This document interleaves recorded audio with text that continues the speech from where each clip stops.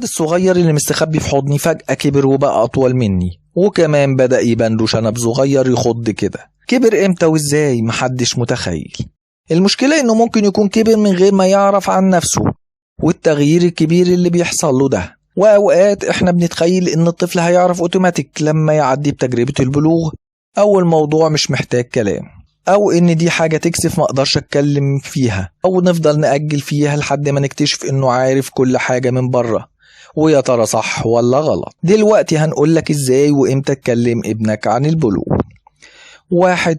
بداية من سن 10 سنين محتاج تبدأ تفتح الموضوع تدريجي مع الطفل وتعرفه التغييرات اللي هيعدي منها خلال السنين اللي جاية، ولازم انت اللي تتكلم مع الولد علشان انت عديت بنفس التجربة وتقدر تحكي له عن نفسك وعن مشاعرك كمان وقتها، وده هيساعد في الراحة في الكلام لو كان فيه كسوف. لكن لو الأب مش موجود أو مش مستعد يتكلم فحد يقوم مكانه زي العم أو الخال، ولو مفيش حد خالص يبقى دور الأم مهم جدا هنا، وما فيهوش أي مشكلة إن هي اللي تتكلم مع الطفل وتجاوب على أسئلته. 2.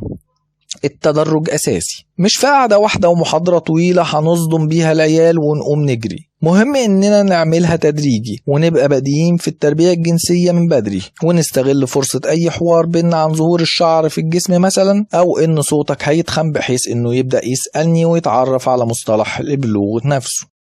3. وقت البلوغ الإيد والرجل بيكبروا بيبدأ يظهر الشعر في الجسم، وكمان ملامح الوش بتبدأ تتغير وبنقول عليها بمصطلحاتنا بدأ يخنشر. فمهم أني أكون معرفهم أن دي فترة مؤقتة ونمو طبيعي ومهم للجسم، وأساعدهم كمان بطرق جديدة يحافظوا بيها على نظافتهم الشخصية ويتعاملوا مع الشعر والعرق والحبوب.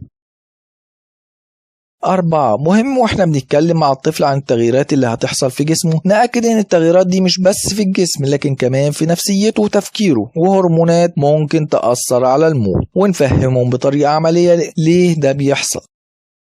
5. من أساسيات التعليم عن البلوغ إن الطفل يبقى متهيئ نفسيا إنه ممكن يصحى من النوم في يوم يلاقي لبسه مبلول، فلازم يعرف إن ده علامة البلوغ وإن ده شيء طبيعي، ويتعلم إزاي الطريقة الصح للاغتسال بعدها.